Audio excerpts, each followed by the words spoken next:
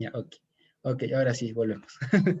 Se me apagó la compu. Ok, entonces les comentaba, ¿no? Que ahora el Señor le dice, bueno, pon ese palo ahí, ¿no es cierto? Y las aguas se endulzaron. Y aquí es lo interesante, que en el versículo 25 dice así, ¿no? Y Moisés exclamó o hizo un clamor al Señor y le mostró un árbol o una madera y él envió hacia las aguas, la madera, y se endulzaron las aguas y, okay, y dice, ahí, para él, Joc y Mishpat hubo, y allí él los experimentó. Así dice, ahí, para él, Joc y Mishpat hubo. Imagínense ustedes, aquí dice que aquí, hubo para él. ¿Para quién? Hubo para él Joc y Mishpat. Hubo un Joc y una Mishpat, y allí él, entiéndase Dios, les experimentó, les dio una experiencia, les dio un plus, ¿no? Ahí no es que los probó, o entiéndase, los probó como de un examen que pretende dar una experiencia, o sea, como de una prueba de perfeccionamiento. No es tanto como un reto, un desafío, ¿no? Sino una experimentación ahí, ¿sí? Y ahí les dio un Joc y un Mishpat. ¿Respecto de qué? De que las aguas sin la madera son amargas. Entiéndase, las aguas que vendrían como ser la palabra, sin Mashiach, sin la puerta de Mashiach, es amargo. Lo que diría en el lenguaje de Pablo, ¿no? La letra por sí misma no da vida, pero el Ruach, venido a través del sacrificio de Yehoshua HaMashiach, ese es el que vivifica, el que da vida, ¿no? Eso básicamente. Ahora, también dice, ¿no?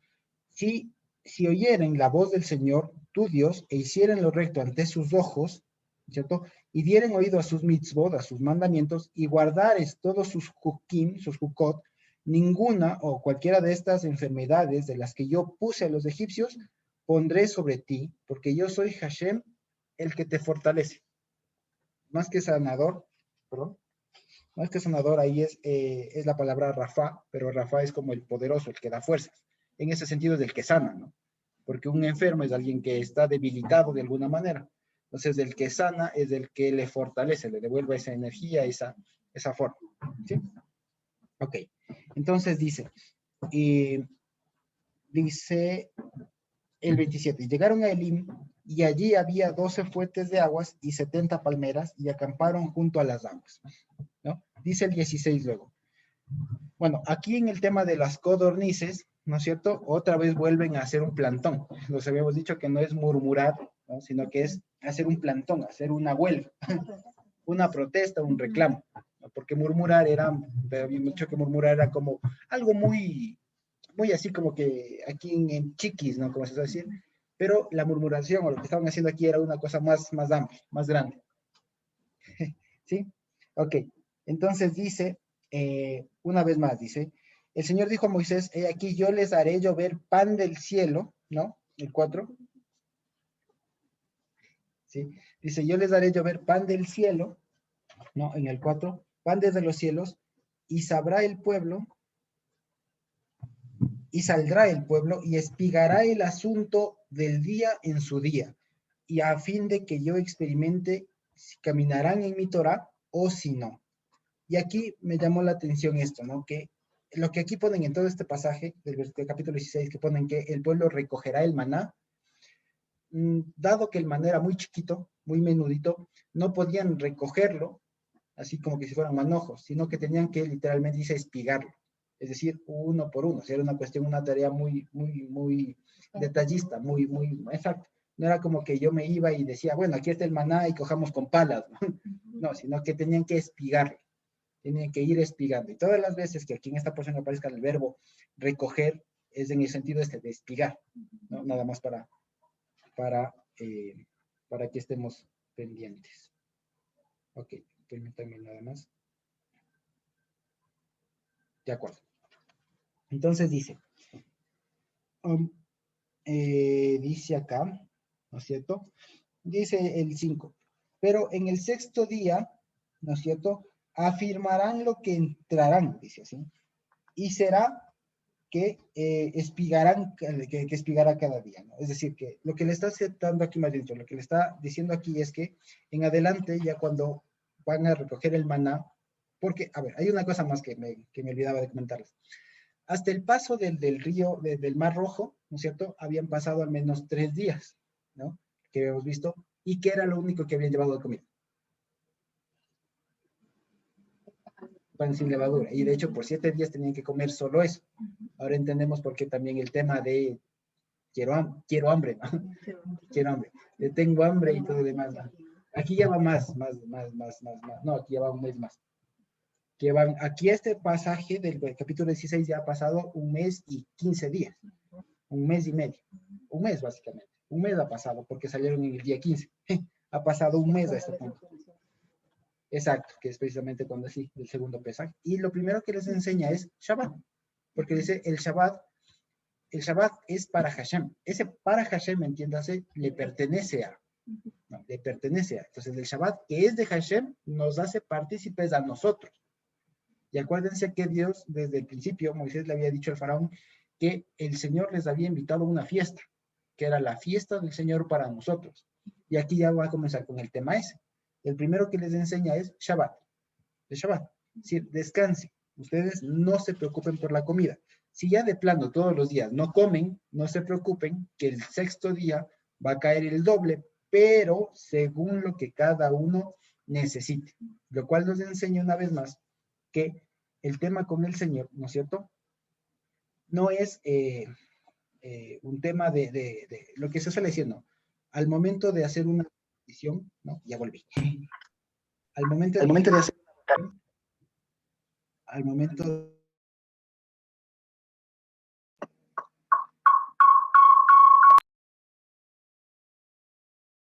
ahora sí, ya volví. Ahora sí, he volvido. Ya volví.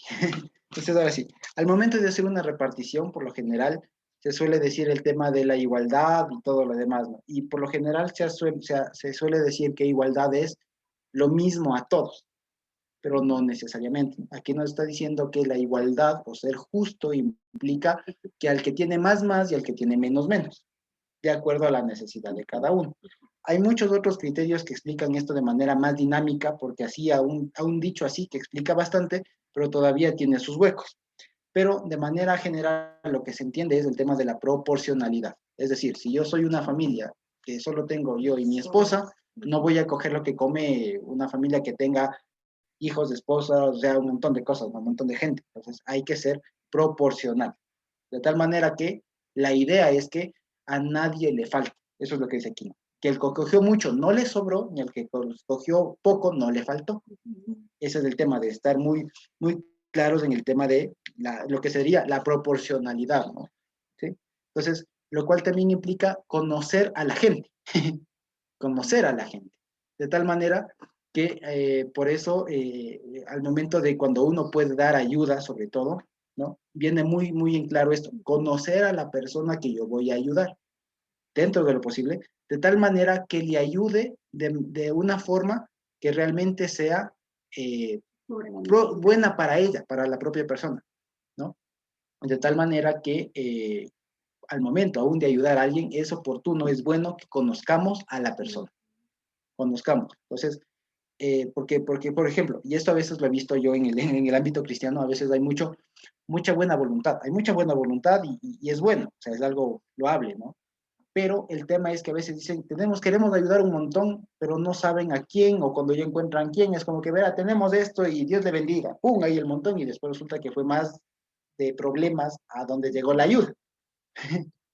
Entonces, por ejemplo, y hay casos precisamente por ese tema, de no conocer la realidad de la persona a la que se va a ayudar, que incluso se ven casos de corrupción. Porque, bueno, y se ha visto muchas cosas, ¿no?, que les podría contar, pero precisamente por no conocer a quién está al frente, la realidad de las personas, se ha enviado, por ejemplo, conozco casos que enviaron una ayuda inmensa y el que recibió dijo, gracias por lo que nos llegó, pero hermanito, nos llegó una ofrendita y dio un poquito y resulta que él se quedó con el montón y después apareció con casas y carros, ¿no? Entonces, hay casos. Entonces, para que veamos a dónde puede derivar, ¿no? O sea que eventualmente, si es que no se conoce a la persona que uno está ayudando, pues más bien voy a ocasionar un mal. Por lo tanto, el tema de ayudar de aprovisionar de algo implica el conocer a la gente. Implica el conocer a la gente, ¿sí? Eso. Y pues bueno, todo el tema de aquí es las instrucciones de que va a caer el maná y todo lo demás, ¿no? Y que dicho sea de paso, y aquí hay una cosa, el maná en hebreo se dice man, M-A-N, man. ¿Qué significa simplemente es qué es? ¿Qué es? ¿Qué es? Como dirían en la, ¿qué es? ¿O qué? No, aquí en hebreo dice manhu, manhu, manhu. ¿Qué es él? Y ahí vamos, ya vamos allá. Que hay una profecía hermosísima ahí que le encontré. Y dice, miren el versículo 23, en el 16-23 dice, y les dijo, él es lo que habló Hashem. Así dice. Ahí no dice esto es. Dice, él es lo que habló Hashem. ¿No? Dice, Shabbatón, Shabbat, Kodesh, perteneciente a Hashem, es mañana. Imagínense eso, ¿no? O sea, una categoría así. Shabbatón, perdón. Shabbatón, Shabbat, Kodesh, para Hashem, es mañana. Lo que han de hornear, horneen, y lo que han de hervir, hiervan. Y todo lo sobrante depositen para ustedes por Mishmeret hasta la mañana. ¿Sí?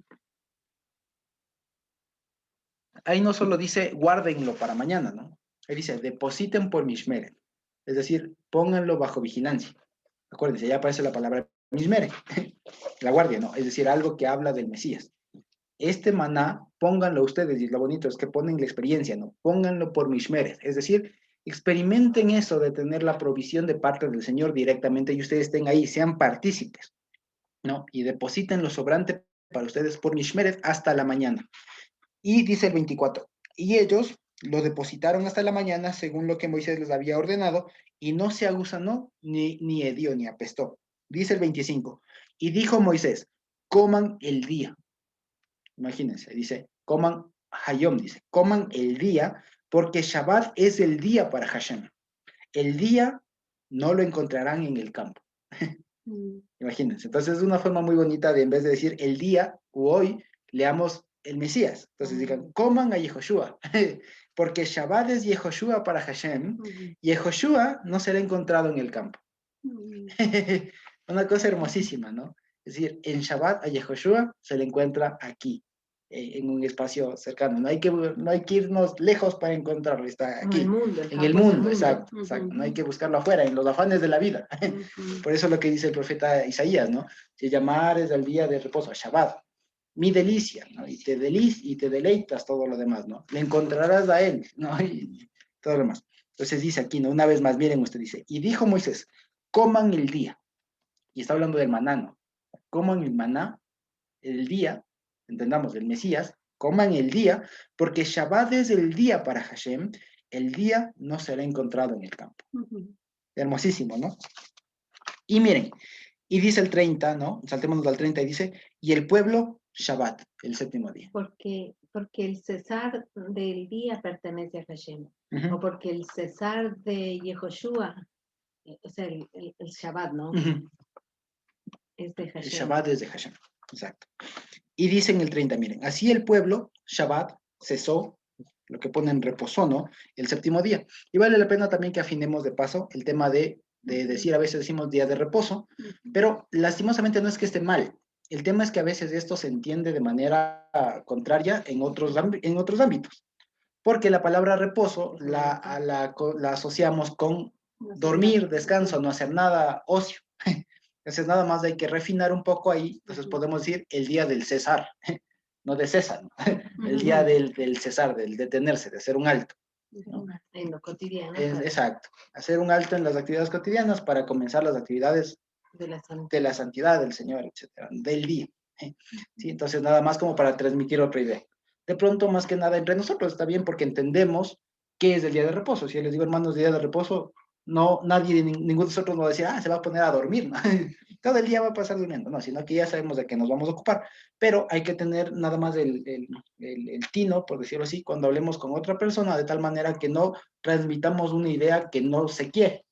Porque a veces a mí me pasó, es que hay que guardar el día de reposo. Entonces alguien me dijo, entonces te vas a pasar durmiendo todo el día. Entonces alguien cristiano puede reaccionar así. Puede decir, no, es que eso no mandó el Señor. El Señor mandó a sanar a los enfermos y todo el más. Entonces, ¿cómo le digo, no? Entonces, sí, hay que entenderlo bien. Entonces, es el día del cesar. ¿De cese qué? De mis actividades cotidianas, de lo que a mí me dan gusto, placer, alguna ganancia, ¿no es cierto?, en este mundo, para dedicarme a aquellas actividades que son del rey. Eso es todo, ¿sí? Y miren el 31. Y esto es hermosísimo. Casi me lloro ayer, como si casi me lloro.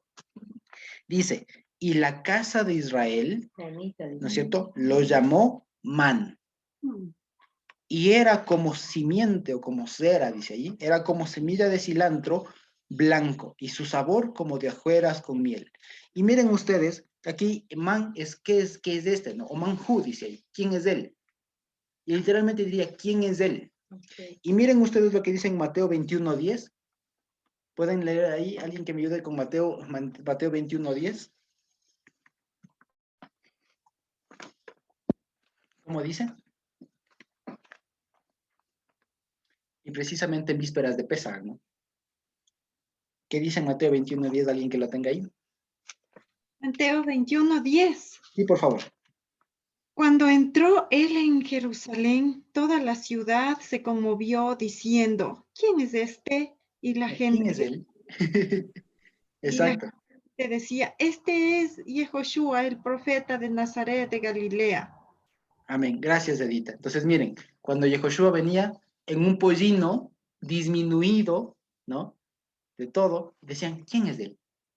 Y es probable que en griego no diga quién es este, sino que diga qué es este, porque el quién aquí lo veo medio de otro color, y no debió decir quién es este porque la respuesta sería nadie. Ajá. Debió decirse qué es este. ¿Quién es él? ¿Qué es él? ¿Qué es él? ¿Qué es él? En hebreo sería Manjú, y así se dijo del maná, Manjú, Manjú, y por eso se llamó Man.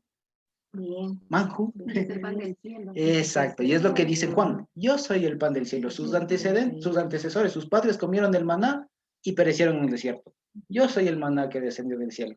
Y es interesante cuando aquí en la Biblia a él se le dice, ¿quién es él? Manjú. Es una cuestión ahí que, y más hermoso, o sea, es más hermoso cuando lo vemos aquí, dice, ¿cómo era el maná? Era una semilla chiquita, blanca, pero su sabor era dulce, como hojuelas de miel. Y él mismo, como dijo, ¿a qué compararé el reino de los cielos? O sea, él mismo, a una semilla chiquitita. Carmita. Excelente. Que justamente en el Salmo de hoy se encontró la palabra amargo, ¿no? La palabra mar. Y justamente se llegó a entender que amargo es la antítesis de dulce, o sea, lo contrario de dulce. Y que,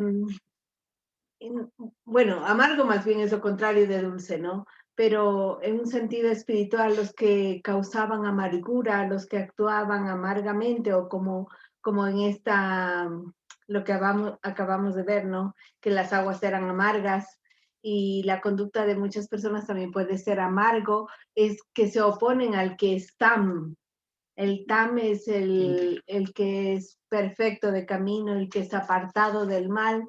Entonces, una persona que actúa con amargura tiene como una especie de aversión al que es recto, ¿no? ¿Y quién es el que está actuando con amargura? Es alguien que ya dejó de estar cerca del Señor, ya comenzó a mirar por otro lado, comenzó a amargar su corazón, ya no anda en la perfección del Señor, ya no anda en sus caminos, entonces por eso tiene como su corazón que se comenzó a dañar, ¿no? A amargar. Entonces, y justo ahora que Josué dice, ¿no? Él era el maná era dulce, ¿no? El que camina cerca de él, del que es ese dulce de su palabra, que es el Mesías, o del pan del cielo, pues va a tener una conducta de tam, pero el que se amarga, nótese que ya se está alejando. Eso nada más. Gracias, Carmita. Y miren ustedes, del versículo 32 al 34, es una cosa que se puede entender que esto no pasó en ese momento, por un pequeño detalle, dice, ¿no? Y dijo Moisés, esta es la palabra, o este es el asunto que el Señor ha ordenado. Llenen un Homer, ¿no? Y aquí, esto incluso, si ustedes se dan cuenta, ahí le traducen como Gomer. Pero si le vemos en hebreo, dice Homer, como lo que solemos celebrar, ¿no? La cuenta del Homer. Entonces la pregunta es, ¿por qué tradujeron con G? Ujú. ¿Por qué le pusieron con G? Una cuestión nada más que como curiosidad que La sepamos, ¿no? pronunciación. Que antes el idioma era más gutural, era más... Entonces ahí sería como Homer, Homer. Una cosa así, ¿no? Que no es Gomer, pero es como más gutural, Homer, Comer, Homer. comer. Lo que significa, y esto es importante, porque Homer comienza con Ayin, con la letra Ayin, la que parecería una Y, ¿no? Con la Ayin, y la Ayin es gutural. Ahora no tiene sonido. Por eso es que algunos, al final, por ejemplo, el nombre de Yeshua, por ejemplo, por la forma corta, termina en una Ayin. Y el pueblo judío, lastimosamente, no dicen Yeshua, sino solo dicen Yeshu. Y lo cual no es del todo correcto, ¿no? Por precisamente este tema, pero la letra Ayin sí tenía una pronunciación y era como gutural, de tal manera que el nombre de Yeshua, más apropiado, no me va a salir también, pero sería algo así como Yeshua, Yeshua, Yeshua, algo así, como por el tema de la Ayin, ¿no? Yeshua, algo así, ajá, Yeshua, algo así, como una forma más gutural, ¿no? Para que veamos que la Ayin tenía una pronunciación y que aquí le pusieron con G. Así que no está mal. No vayamos a pensar que trajeron mal, sino que esto es una remembranza y una cosa de cómo era el idioma antes, que era un poquito más gutural y no era tanto como se lo pronuncia ahora. Era más gutural. ¿Sí? Dice, ¿no? Llenen un Homer de él, ¿no es cierto? Y, bueno, aquí ponen y guarden, ¿no? Así no dice. Dice, llenen un Homer de él y por Mishmeret. Tomen un Homer de él por Mishmeret para vuestros descendientes, para vuestras generaciones. Dice, a fin de que vean el pan que yo les di a comer en el desierto cuando les saqué de la tierra de Egipto. Y Moisés dijo a Aarón, ¿no es cierto? Toma una vasija. Y ahí más bien es una palabra un poco complicada porque no se sabía qué significaba, pero básicamente significa contenedor.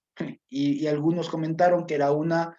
Cincenet. Ajá, es una cincenet, es una cosa media complicada que no se sabe. Cincenet. Si es que le vemos en la raíz, significa como espinas. Y de hecho, sin son, algo así se dice cactus. Dice cactus.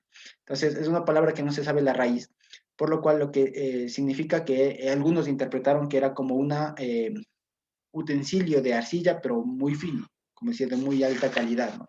Entonces, por eso le ponen vasija. Entonces se entiende que también el traductor aquí se dejó llevar por las interpretaciones judías. También sirve para ver eso, ¿no? Que no está mal, ¿no? Es simplemente un utensilio, un recipiente, un contenedor, ¿sí? Dice, y pon en ella un homer del man, y ponlo al rostro del Señor por Mishmeret para vuestras generaciones.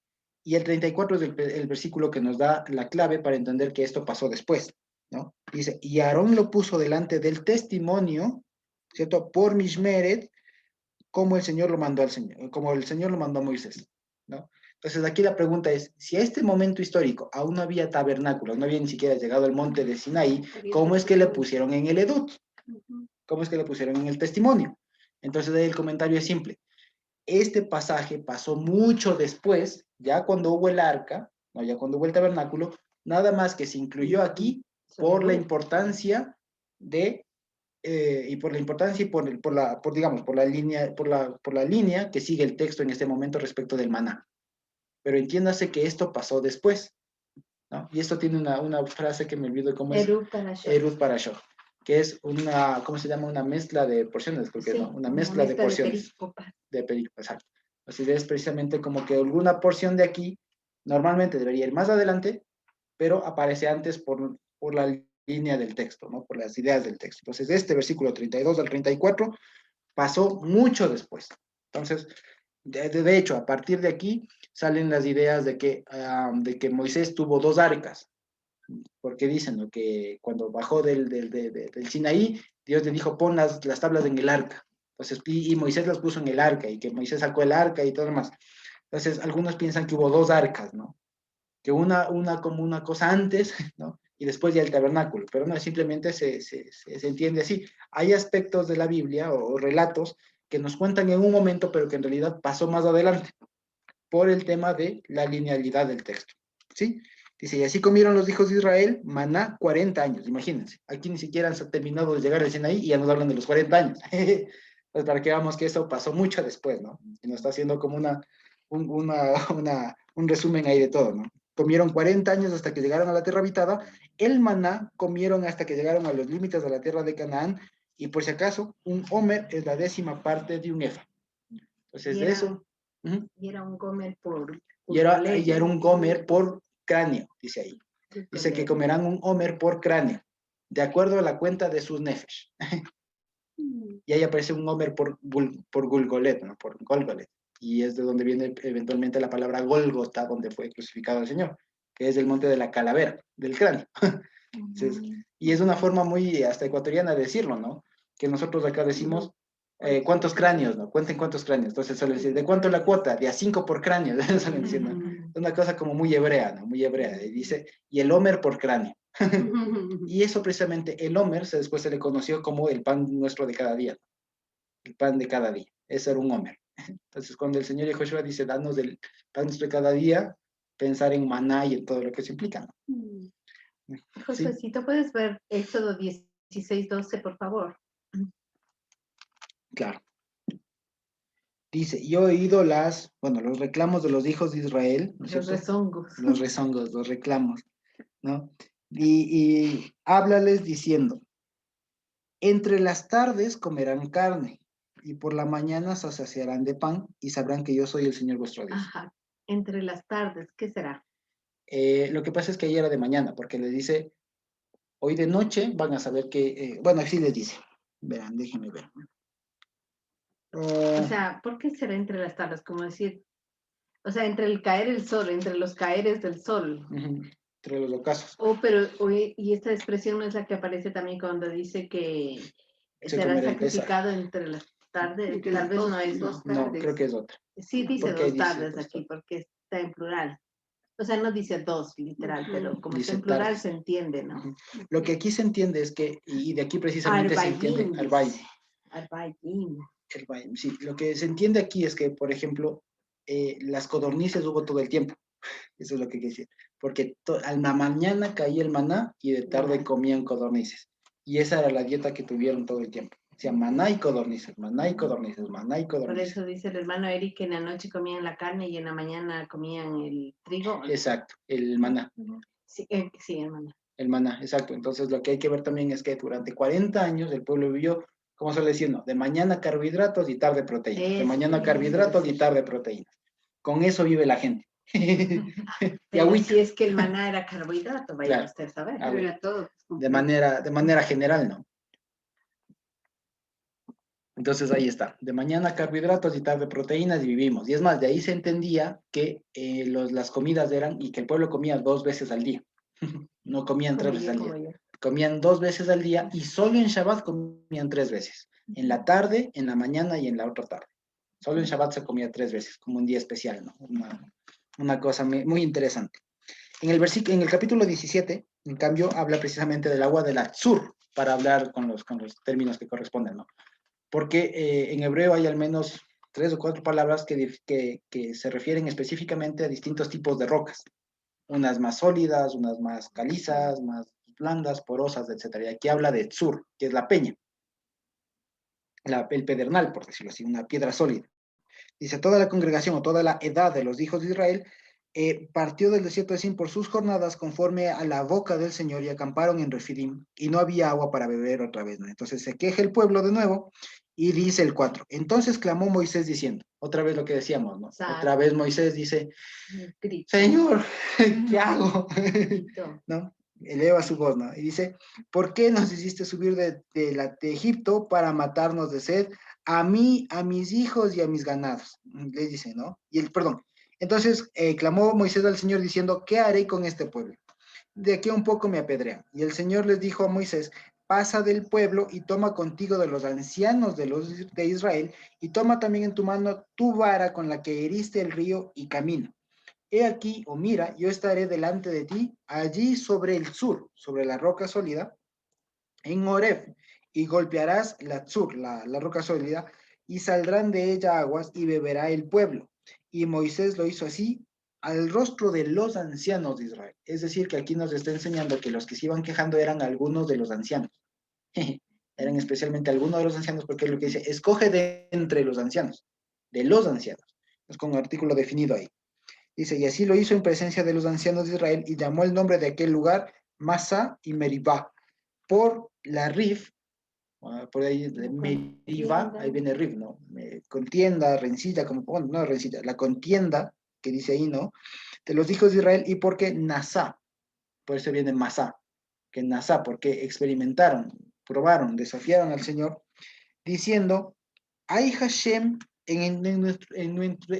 perdón, recapitulo, ¿hay Hashem en nuestro intestino o no hay?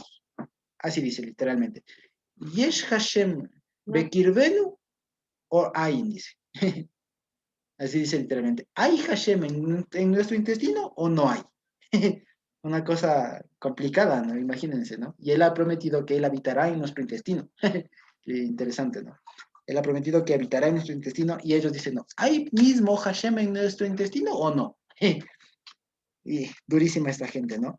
Y después viene lo que comenzamos hablando, que el tema no era de evitarles la guerra, porque aquí le sale a Amalek, que acordémonos que Amalek era descendiente de Edom, de Saúl, ¿no? Y les dice, y peleó contra Israel en Refidim. Y dijo Moisés a Josué, entonces imagínense, eso es lo que les decía, ¿no?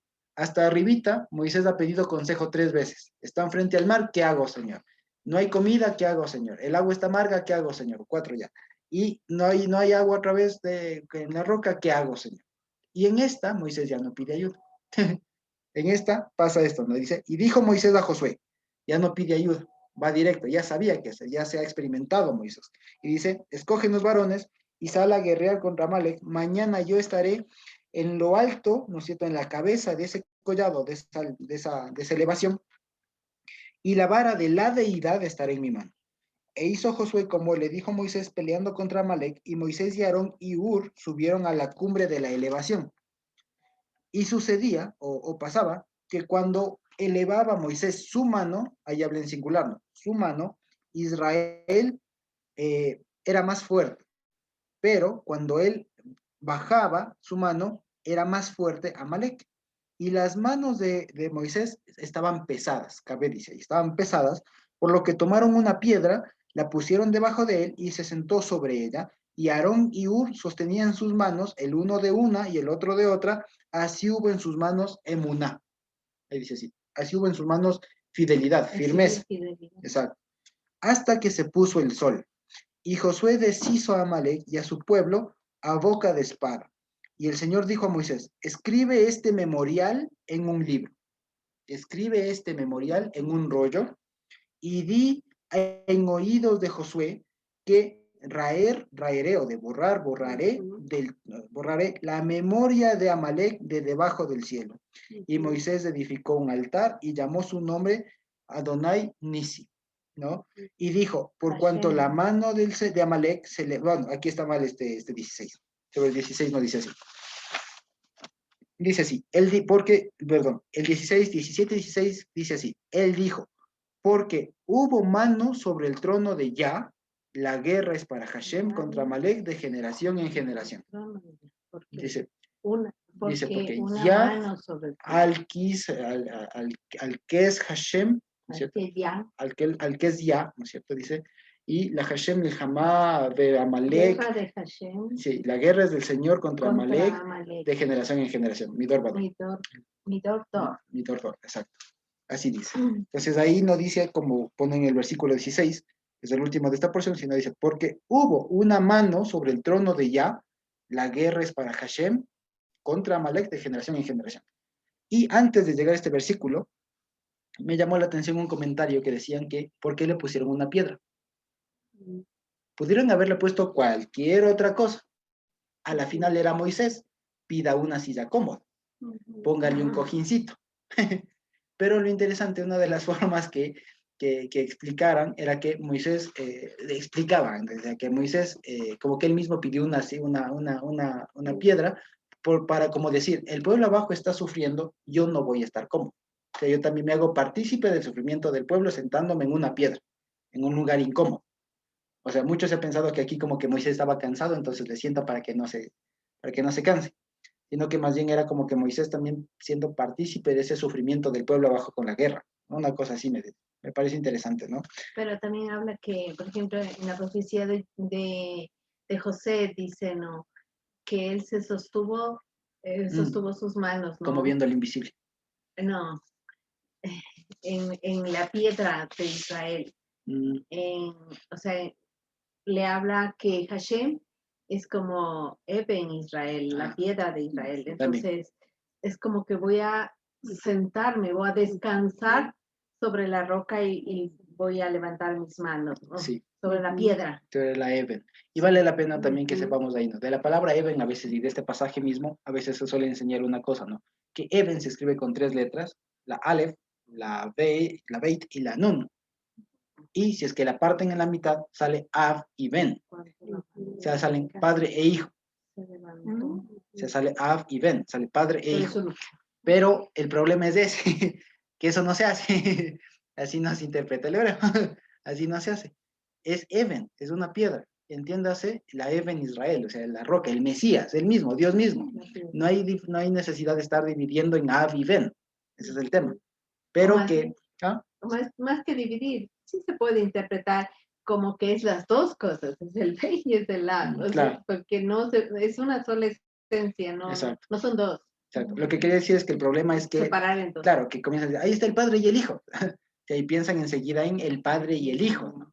Entonces, ese es el problema. Por eso digo, a veces es mejor no. Entonces, la piedra, ¿quién es la piedra? El Mesías, que es Dios mismo, ¿no? Ya está. Entonces, listo. Así de simple. ¿Sí? Y lo interesante también que Hashem Nisi, ¿no es cierto? Puede significar algunas cosas. ¿Cierto? Puede significar algunas cosas. Hashem Nisi, Nes o Nisi viene, algunos dicen del verbo asa o nasá, que significa levantar. De ahí viene como que el Señor me ha levantado, como lo que normalmente se suele decir como el Señor es mi estandarte, mi bandera. Pero también estuve viendo que puede significar el Hashem es mi milagro. Sí, pero Nes como que es un milagro más moderno. Es que el Nes era el asta donde levantaron la serpiente. También un Nes. Y el Nes donde nuestro Señor fue levantado, es la cruz.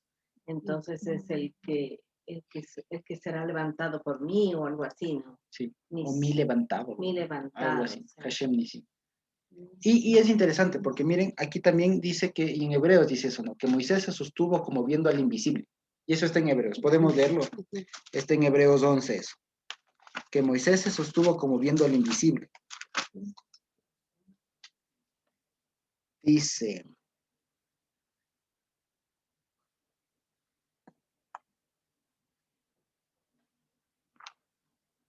Aquí está en el 27, Hebreos 11, 27. Dice, por la fidelidad, es decir, por Dios, dejó a Egipto no temiendo la ira del rey porque se sostuvo como viendo al invisible. Entonces, por la fidelidad. Pues ahí está una vez más lo de viendo al invisible. Y finalmente el versículo 16, que, como les decía, no está del todo bien traducido aquí y más bien genera más dudas que certezas. Genera más dudas que certezas, porque dice así literalmente. Y él dijo, porque hubo una mano sobre el trono de Yah, la guerra le pertenece al Señor contra Amalek de generación en generación. Y ahí la pregunta es, ¿la mano de quién en el trono de Yah? ¿La mano de quién en el trono? Porque una mano hubo contra el trono, hubo sobre el trono de Yah o contra el trono de Yah. Entonces no se sabe. Entonces algunos, y lo que la interpretación o la traducción aquí de la Reina Valera da a entender es que entendieron que como que Amalek se levantó su mano contra el trono del Señor. Y por eso tendrá guerra. No obstante, también encontré que había otra que es como una forma de decir que Hashem puso su mano sobre el trono en el sentido de juramentando que él mismo iba a destruir a Amalek. Entonces dice, por tanto hubo una mano en el trono de Yah, la guerra contra Amalek le pertenece al Señor de generación en generación. ¿Sí? Y eso de generación en generación, entiéndase que tiene un fin. Porque es generación en generación en este mundo. En el mundo venidero ya no va a haber eso. O sea, como aquí en esta temporalidad, de tal manera que la guerra tiene un fin. Es decir, Amalek tiene fecha de caducidad. Eso es lo que quiere decir. ¿Sí? Entonces, miren ustedes nada más como todo lo que hemos podido ver en esta porción. Solo la parcha. Muy, muy sustanciosa, ¿no? Muy sustanciosa. Y bueno, la Haftará de esta parashá se encuentra en el libro de Jueces, capítulo 4, hasta el final del 5. Son 2 capítulos un poquito largos, pero Va a contar que sí, voy a contar en un segundo, como se suele decir. Lo principal, y como siempre se ha tratado y nos enseña la palabra y esta dinámica de Parashat y Haftarot, es que la Haftarah lo enfatizar en aquello que es lo más importante. Y lo más importante de aquí es un escenario similar al que nos cuenta la Parasha. Un ejército un ejército enemigo con carros armados persiguiendo al pueblo. Y Dios provee una salvación y luego se eleva un cántico. Entonces eso es como lo principal de la Haftarah. El escenario es bastante similar, ¿sí? Es bastante similar y dice, ¿no? Desde el capítulo 4, versículo 1 del libro de Jueces. Dice, luego de la muerte de Ahod, los hijos de Israel volvieron a hacer lo malo ante los ojos del Señor. Y acuérdense que estamos ya en el tiempo en el que ya ha pasado, ha muerto Josué, han muerto los ancianos de Josué, están en el tiempo de los jueces, ¿no? Y que cada cual hacía lo que era bueno a sus ojos, ¿no? Entonces no había ley, había tabernáculo, había un montón de cosas, pero no había alguien que tome las riendas del pueblo. No había el moshel, como se suele decir, el gobernador o el compositor de parábolas, que dirija al pueblo, por lo tanto cada cual hacía lo que le parecía, y Dios en su misericordia de tiempo en tiempo levantaba a shoftim, lo que aquí traducen jueces, los cuales juzgaban al pueblo, es decir, pretendían el debido proceso que debía seguir el pueblo. Eso es un shofet, es un juez, entiéndase, el que protege o el que vigila el cumplimiento del debido proceso. Y aquí se ve una particularidad, que hay una mujer que era, ¿qué se dice? Shofetá, que era jueza, Shaftá, creo que es, Shaftá, algo así. Bueno, pero era Shoftim femenino, no era Shofet femenino. Ok, entonces dice, después de la muerte de Ahod, los hijos de Israel volvieron a hacer otra vez. Que era profetisa, ¿no? No, también era profetisa. Sí, Sí, dice Hanediah. Y si volvieron a hacerlo mal. El 2. Y el Señor los vendió, dice. Shoftá. Y el Señor los vendió en manos de Yavín, rey de Canaán, el cual reinó en Hatzor. Y el capitán de su ejército se llamaba Sísara, el cual habitaba en Jaroset Goim. Hatzor, y de hecho, con Hatzor, si ustedes pueden ver, hay una cosa muy, muy bonita que permite incluso corroborar el episodio de Josué 11 en adelante. Porque Hatzor fue una ciudad que conquistó Josué y la quemó. Dice que la quemó hasta las bases. Y resulta que hacen exploraciones de las ciudades antiguas, especialmente esta de Hatzor, y resulta que hasta ahora encuentran la ciudad quemada. Y encuentran el barro cocido. Se dicen, este barro aquí no es normal que haya, sí es verdad, se cocía el barro, pero el nivel de cocinado que está este barro de las paredes, esto es que aquí hubo un incendio enorme y se ve todavía ahí lo quemado y la composición de eso, y se ve un montón de cosas que permite corroborar la historia de Josué 11, de la conquista de Hatzor. Esta que ponen aquí, eso es nada más como para que sepamos. Y esta es una ciudad del norte de Israel, del norte de Israel, lo cual también nos invita a pensar que, por ejemplo, respecto del libro de jueces de Josué, si ustedes se dan cuenta, algunos, por ejemplo, llegan a decir esto. El libro de Josué está dividido en 2 partes, porque hay contradicciones en el texto. Porque hasta Josué 10 termina diciendo que Josué y todos conquistaron toda la tierra de Israel. Pero después resulta que siguen conquistando. Y hasta el tiempo de David terminan de conquistar Jerusalén. Y es más, David mismo tiene que comprar el monte del templo para construir el templo y el lugar al que le compró era un extranjero. Es decir, que no conquistaron toda la tierra. ¿Sí? Para que nada más tengamos esos datos, ¿no? Y una vez más, a pesar de que normalmente lo solemos decir esto como los libros históricos, también contienen mucha profecía. Entonces no hay que tomarnos mucho el tema de que así fue y así fue. Hay cosas que sí son, pero acuérdense, como lo que hemos visto en la parashá de ahora, hay momentos en donde nos comienza a contar una historia, pero en el medio nos manda una profecía, o nos manda un montón de cosas. Pero estos detalles precisamente que, como dice la palabra, ¿no? Las cosas espirituales se han de discernir espiritualmente, los arqueólogos y los que estudian todo lo demás no entienden eso y terminan diciendo que la Biblia se contradice, que fueron creaciones posteriores y cosas por el estilo, ¿no? Entonces hay que tener nada más el panorama más claro al respecto. Dice, El 3. Entonces los hijos de Israel clamaron al Señor porque aquel tenía 900 carros errados, lo que hoy equivaldría a decir tenía 900 tanques de guerra, ¿no? O sea, un ejército imparable, ¿no? Más que Egipto, ¿no? Claro, más que Era Egipto, porque estos eran carros errados. Es decir, errados, entiéndase, de hierro. Eran carros de hierro. Los otros eran de madera, ¿no? Lo que implicaba que eran caballos más fuertes, era un ejército mucho, mucho más preparado, porque los carros de Egipto eran de madera, una cuestión ligera. Menos la carroza de Faraón, que tenía llantas de oro, que Dios sacó las llantas. Pero estos, en cambio, eran unos carros más armados, y de hecho eso permite incluso, hasta arqueológicamente, digamos, esto permite incluso identificar las épocas por los metales que se usaban. Es decir, a esta época ya se usaba el hierro. Se dejó de utilizar ya tanto el bronce, etcétera, y se comenzó a trabajar el hierro. O sea, son detalles también que permiten ir ubicando en la época, ¿no? En la era, exacto, gracias. Dice, ¿no? 900 carros errados, y habría oprimido con crueldad a los hijos de Israel por 20 años. Y dice, y aquí ponen el 4, gobernaba, ¿no? Pero ahí dice shofet, es decir, juzgaba. Dice, y juzgaba o defendía en aquel tiempo a Israel una mujer, Débora, la profetisa, mujer de Lapidot.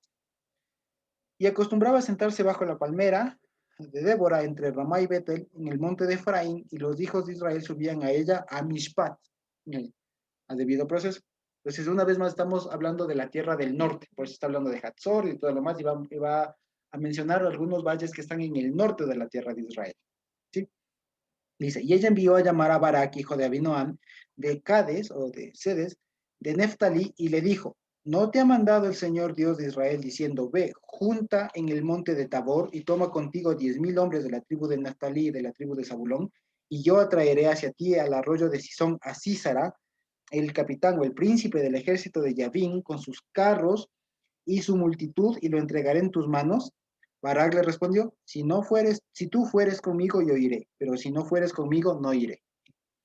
Ella dijo, iré contigo, mas no será tuya la hermosura de la jornada que emprendes, porque en mano de mujer venderá el Señor a Sísara. Y levantándose Débora, fue con Barak a Kedesh. Y juntó Barak a Zabulón y Neftalí en Kedesh, y subió con 10,000 hombres a su mando, y Débora subió con él. Y Heber, ahí nos abren un paréntesis, ¿no? Y dice, y Heber, ceneo de los hijos de Jobab, suegro de Moisés, se había apartado de los ceneos y había plantado sus tiendas en el valle de Sanaim, que estaba junto a Ceres. Vinieron pues a Sísara las nuevas de que Barak, hijo de Abinoam, había subido al monte de Tabor. ¿Se acuerdan que el anterior para allá, Haftará, habíamos hablado del monte de Tabor, que el Señor iba a venir como el monte de Tabor, y el monte de Tabor es un montecito ahí solito? Ya, ahora imagínense armando así como un panecillo en chiquito ahí, pero solo. Pues imagínense ahí al Barak armando gente. Que si somos más realistas, ahí que metan a 10,000 personas, habría que ver cómo lo hicieron. O sea, un campamento y todo lo demás que se veía desde lejos. ¿Sí? No tan difícil. Claro. Claro, y todo lo más. Entonces, ya más o menos se sabe, ¿no? Como por referencia el monte de Tabor. Dice el 3, y reunió Sísara todos sus carros, 900 carros de hierro, con todo el pueblo que con él estaba, desde Jaroset Goim hasta el arroyo de Sison. Entonces Débora dijo a Barak, levántate, porque este es el día que el Señor ha entregado a Sísara en tus manos. ¿No ha salido el Señor delante de ti? Y Barak descendió del monte de Tabor y 10,000 hombres detrás de él. Y el Señor abrumó a Sísara. Es más o menos lo que pasó con el mar y los soldados del faraón, que los abrumó, los enrolló, los sobrepasó. A Sísara y a todos sus carros y a todo su ejército, y a filo de espada delante de Barak. Y Sísara descendió del carro y huyó a pie. Mas Barak siguió los carros y el ejército hasta Jaroset Goim, más al norte, y todo el ejército de Sísara cayó a filo de espada, hasta no quedar ni uno. Y Sísara huyó a pie a la tienda de Jael, o de Yael, se dice en hebreo, Yael, mujer de Heber, Ceneo, porque había paz entre Yavín, rey de Hatzor, y la casa de Heber, Ceneo. Y saliendo Yael a recibir a Sísara, le dijo, ven, señor mío, ven aquí, no tengas temor. Y él vino a ella, a la tienda, y ella le cubrió con una manta. Y él le dijo, te ruego que me des de beber un poco de agua. pues tengo sed. Y ella abrió un odre de leche y le dio a beber y le volvió a cubrir. Una cosa aquí que es medio curiosa, porque él le pide agua y ella le da leche, pero al parecer le dio alguna cosa como más grasosita, porque en el cántico dice que le pidió agua y ella le dio de leche y le dio mantequilla. Como una cosa que le dio, como una cosa como cuajo, algo así. Le dio sueño. Ajá, le dio sueño y, o sea, le dio un sedante ahí. Le dio con nata, hijo. Exacto, le dio grasosita, le dio espesa. Leche con nata. Caliente, claro, y dicen que la leche es buena antes de dormir, ¿no? ¿Será? Ujú. Dice, y él le dijo, estate a la puerta o párate a la puerta de la tienda y si alguien viene y te pregunta diciendo, ¿hay aquí a alguien? Tú dirás, no hay. Pero Yael, mujer de Heber, tomó una estaca de la tienda, un clavo de la tienda, y poniendo un mazo, un martillo en su mano, se le acercó calladamente y le metió la estaca por las sienes, por aquí, ¿no? Y le clavó en la tierra, porque él estaba cargado de sueño y cansado, y así murió. Y siguiendo Baraga a Sísara, Jael salió a recibirlo y le dijo, ven y te mostraré el varón que tú buscas. Y él entró donde ella estaba, y aquí que Sísara yacía muerto con estaca por la sien. Se ha clavado. Imagínense ese espectáculo ahí, ¿no? Justo en medicina legal, tuve la oportunidad de ver una imagen de cómo era un cráneo cuando nada más le daban un martillazo. Nada más le daban un martillazo. Ahora imagínense ustedes, y era una cosa así como que el cráneo literalmente se fragmentaba y se hacía un hueco. O sea, el cráneo no es que se despedaza como, o se explota como el cristal, no, sino que simplemente se rompe y se hace un hueco. O sea, se hunde. Ahora imagínense clavarle una estaca, ¿no? Y que dice que traspasó y fue a la tierra. Pues, no. Y también debe haber sido un golpe, también digo, es un golpe guiado por Dios, porque imagínense traspasar el cráneo y clavarle, o sea, y darle ahí un solo golpe, ¿no? Es una cosa que claro, a las sienes, o sea, imagínense así, Sara así, llegó la Jael y ¡pah! Claro, puso el clavo y el martillazo, cogió y ¡pum! ¿Sí? Y dice, ¿no? Así abatió, o así, sí, subyugó o humilló el Señor aquel día a Yavín, rey de Canaán, delante de los hijos de Israel, y la mano de los hijos de Israel iba caminando y esforzándose más y más contra el rey de Yavín, rey de Canaán, hasta que lo destruyeron. Este es el hecho, ¿no? Parecido a lo que vemos en la parashá, de que les venía persiguiendo el ejército, hay un hecho portentoso, muere el líder, y ahora el resultado de esto es cantar. Y los cortaron. Es hacer, ¿perdón? Y los cortaron, dice, carat. Así, fue que los cortaron. Y dice el capítulo 5, aquel día, Tashir, lo interesante es que aquí no dice Ashira, como dice Moisés, que fue un canto como coral, ¿no? O sea, una suerte de, como se suele decir, un canto antifonal, sino que este sí es un cántico que ella cantó, o sea, ellos cantaron, en cambio el otro cantó él y todo el pueblo, ¿no? Aquí es diferente, pero la idea básicamente es la misma. Cantó Débora con Barak, hijo de Abinoam, diciendo, por haber liderado los líderes en Israel, por haberse ofrecido voluntariamente el pueblo, y aquí aparece una frase que es curiosa, dice, Baruchu Hashem. Ahí dice, Baruchu Hashem. Ahí ponen Loada Hashem, ¿no? Loada Hashem o alabado al Señor, pero ahí dice Baruchu Hashem, y eso significaría algo así como que bendigan al Señor, o sea, bendecido Hashem, o sea, lleno de injertos del Señor, algo así sería. Baruchu. No, no dice Baruchu. Bendigan. Dice Baruchu. O sea, Baruchu, dice. Baruchu Hashem. Sí, Baruchu. Mm. Es que no tiene punto. No dice solo Baruch, sino dice Baruchu. Entonces, bendito él. Sí, es que el uno es como, cuando es solo Baruch, es como él bendiga. Y aquí es Baruchu, bendigan a Baruchu Hashem. Bendigan ustedes, no, ellos, ustedes. Sí, ustedes, bendigan a Hashem. Dice el 3, oíd reyes, ¿no es cierto? Hagan oído, oh príncipe, yo a Hashem cantaré, yo compondré al Señor, el Dios de Israel. Cuando saliste de Seir, oh Hashem, cuando te marchaste de los campos de Edom, la tierra tembló y los cielos chorrearon. Y las nubes, también las nubes gotearon aguas. Los montes se desmoronaron o se derritieron delante del Señor, aquel Sinaí al rostro del Señor, del Señor Dios de Israel. En los días de Samgar, hijo de Anat, en los días de Yael, quedaron abandonados los caminos, y los que andaban por la senda se apartaban por senderos torcidos. Las aldeas quedaron abandonadas en Israel, habían decaído. Hasta que Débora me levanté y me levanté madre en Israel. Escogían nuevos dioses entonces, la guerra estaba a las puertas. Se veía escudo o lanza en 40,000 en Israel, mi corazón es para vosotros. Dice, Mejoquek Israel, los que dan estatutos, de ahí aparece la palabra de Joc, pero en sustantivo, que suelen traducir como legisladores. Es legisladores de Israel, para los que voluntariamente se ofrecen entre el pueblo. Otra vez, Baruchu Hashem, bendigan al Señor. Ustedes los que cabalgan en asnas leonadas, no dice blancas, ahí no aparece Labán, ahí aparece un color como de león, un color como beige, digamos ustedes, ya, un cremita. Los que se sientan, ¿no es cierto?, en el din, los que se sientan en el juicio, en el 10, y ustedes los que viajan, hablen. Lejos del ruido de los arqueros, de los abrevaderos, allí repetirán, ahí dice, las justicias de Hashem, los hechos justos del Señor, ahí no dice los triunfos, ahí dice los hechos justos del Señor, otra vez, los hechos justos del Señor de sus aldeas en Israel. Entonces marchará hacia las puertas el pueblo del Señor, dice, despierta, despierta, Débora. Y ahí aparece la mismo verbo que solemos cantar en esta canción del Uruahim, que se despierta, despierten hermanos míos. Uruahim, el examen, esa canción. Ahí aparece Uru, despiértate, despiértate, Débora, ¿no? Y levántate, Barak, entona cántico. Levántate, Barak, y lleva a tus cautivos, hijo de Abinoam. Entonces marchó el resto de los nobles, entonces marchó el resto de los nobles, el pueblo del Señor marchó por él, o bueno, dice, vino a mí en contra de los poderosos. De Efraín vinieron los radicados en Amalek, en pos de ti, Benjamín, de entre tus pueblos. De Maquir descendieron los legisladores, otra vez, Mejoquec, y los de Zabulón, los que tenían vara de rollo, si los describa, los que escribían.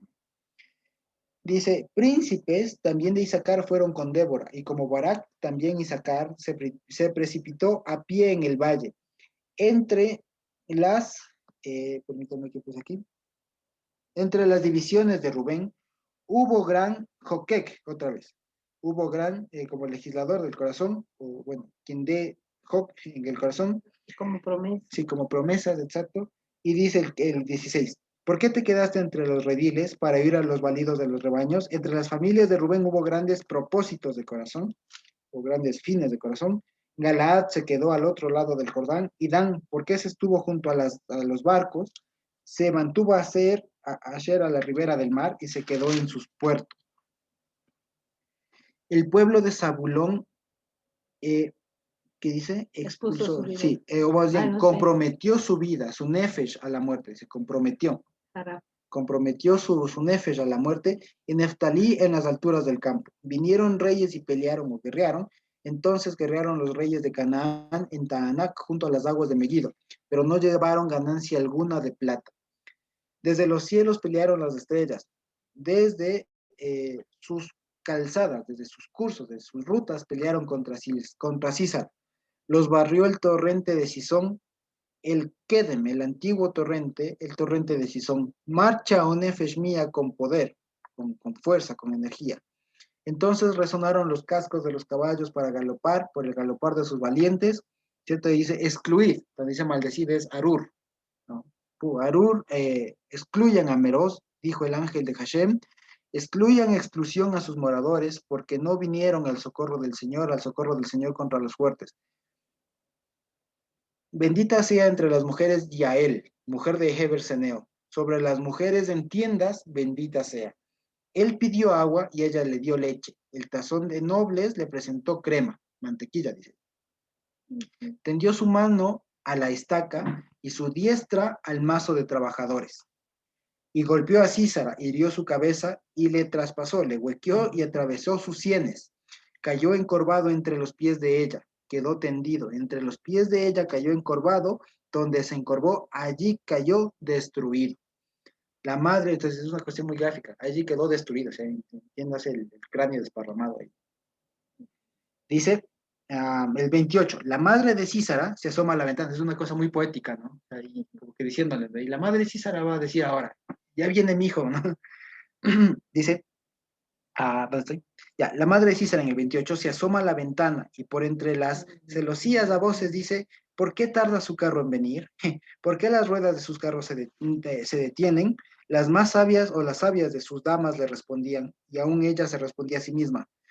No han hallado botín y lo están repartiendo a cada uno en la doncella o dos. Las vestiduras de olores para Císara, las vestiduras bordadas de colores, la ropa de color bordada de ambos lados para los jefes que tomaron de los que votaron el botín. Así perezcan antes de tiempo todos tus enemigos, oh Señor, mas los que te aman sea como el sol cuando sale en su fuerza. Y la tierra reposó 40 años. Una vez más, ¿no? Lo importante de todo esto es, más o menos, quiero enfocarme en la estructura, ¿no? En la estructura de todo el relato. Hay un hecho portentoso, una cosa que humanamente es imposible, ¿no? Es como enfrentarse a un tanque de guerra con palos y piedras, ¿no? Que de hecho hay un chiste de eso, ¿no? Que un general, bueno, incluyen ahí el país que ustedes quieran. Hay un general que dice, viene el soldado el reporte, y le dicen, señor, vienen ejércitos, vienen muchos ejércitos, vienen un montón de tanques. Dice, y bueno, consigan palos y piedras. Dice, pero señor, tienen cañones. Pues palos largos. Cojan palos largos. Entonces, bueno, algo así, ¿no? Es como es enfrentarse a carros de hierro y los otros a pie. Entonces, es como, no sé, igual, es enfrentarse a tanques con un fusil o una pistolita, ¿no? Una cosa así, ¿no? Es como, bueno, después les cuento.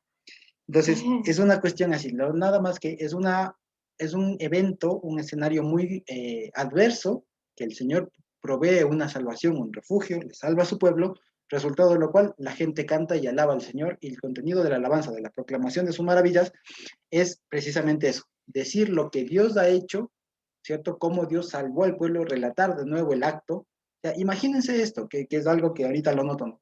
Acaban de vivir todo lo que pasó, y de nuevo lo vuelven a contar.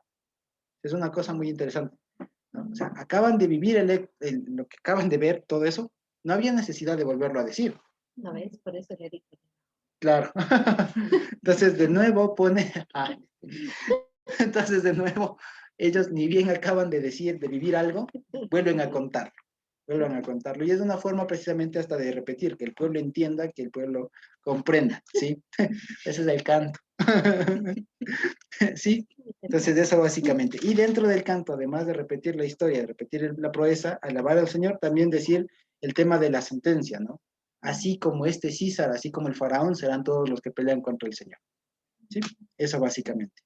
Una cosa interesante que apareció aquí, en lo que pasaste leyendo de corrido, en el versículo 14.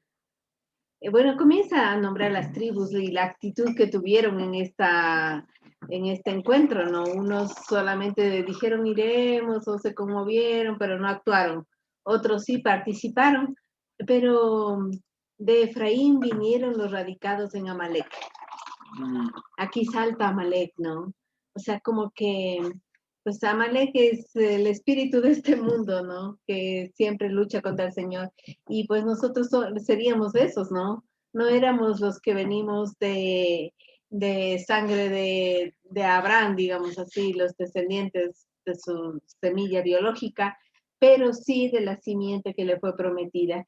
Y de Efraín vinieron los que estaban radicados bajo el mando del otro, ¿no?